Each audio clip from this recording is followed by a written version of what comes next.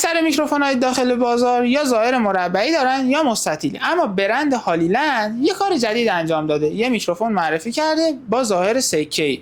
این شما و این هالیلند لارک M2. به گفته برند هالیلند این میکروفون در حال حاضر کوچکترین و جمع و جورترین میکروفون حال حاضر بازار است که خب یه جورایی هم درسته، چون فقط 9 گرم وزن داره و با توجه به این ظاهر جمع و جوری هم که داره میتونه تا 10 ساعت بی‌وقفه برای شما کار بکنه و با استفاده از کیس شارژی هم که همراهش هست میتونید تا 40 ساعت از باتریش خروجی بگیرید. میکروفون هالیلند لارک M2 دقیقاً مثل رقباش توی رنج قیمتی خودش جزو میکروفونایی که میتونه به شما صدای 24 بیتی تحویل بده که خب صدای فوق‌العاده شفاف و با دیتیل بالایی که موقع ادیت حسابی دستتون باز هست. یکی دیگه از مزایای هالیلند لارک M2 داشتن ENC یا Environmental Noise Cancellingش هست که میتونه نویز محیط رو تا حد زیادی برای شما خنثی بکنه. الان میکروفون هالیلند لارک M2 رو براتون آوردیم داخل یه محیط باز و واقعی، جایی که ترافیک خیلی زیاده، صدای باد رو هم دارید و الان صدا رو دارید بدون نویز کنسلینگ میشنوید.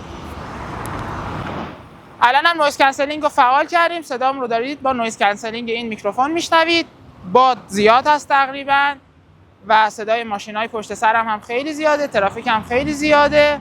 برند هالیلند برای استفاده از این میکروفون حق انتخابای زیادی رو برای شما در نظر گرفته. یکیش این هست که بتونید با کلیپس ازش استفاده بکنید و یکی دیگه‌اش با مگنت یا آهنرباش و یکی دیگه‌اش هم با گردنبند.